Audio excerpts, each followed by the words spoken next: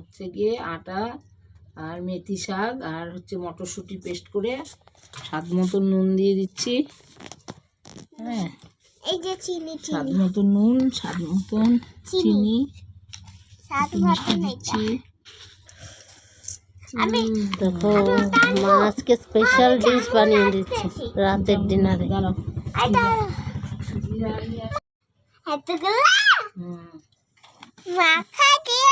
তারপরে রিফাইন তেল দিলাম। তারপরে এটা দিও না, চামচ দিও না, দাঁড়াও। দেখো ভালো করে মেখে নিচ্ছে মা জিনিসটা। দারুণ রেসিপি হবে কিন্তু রাতের ডিনারে। বাহ কি সুন্দর কালার। কি বানাচ্ছ মা এটা? মেথি শাক আর মটরশুঁটি দিয়ে পরোটা হবে। হ্যাঁ, পরোটা আজকে পেস্ট আছে মটরশুঁটি দিচ্ছি আমি। পেস্ট দিচ্ছ? অনেকগুলা পেস্ট দেখেছ? একটুই দিব আর বেশি। আটা, এই দেখো ওয়াও পরাঠা। মেথি শাক আর মটরশুঁটি দিয়ে দেখো পরাঠা হয়ে গেল। পেস্ট করে ময়াম দিয়ে এই যে পরাঠা।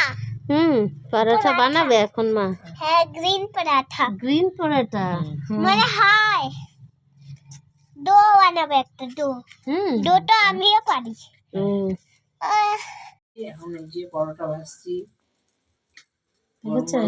গরম গরম পরোটা খাওয়া হবে। মা এখন ভেজে নিচ্ছে এটা।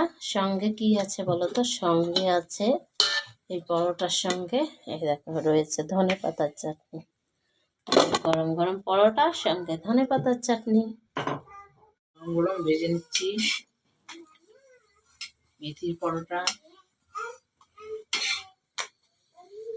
বুঝেছো? মেথির পরোটা গরম গরম। এই দেখো দেখলেই মা তো করেছে রাতের ডিনার পরোটা আর ধনেপাতার চাটনি। তো এখন খেয়ে দেখছি। মার হাতের রান্না তো খুব টেস্ট, বাট খেয়ে দেখবো। ভীষণ টেস্টি, ভীষণ টেস্টি। তোমরাও যদি চাও বাড়িতে এভাবে পরোটা করতে মটরশুঁটি আর মেথি শাকের, অবশ্যই এইভাবে করতে পারো, দেখবে ভীষণ ভালো লাগবে।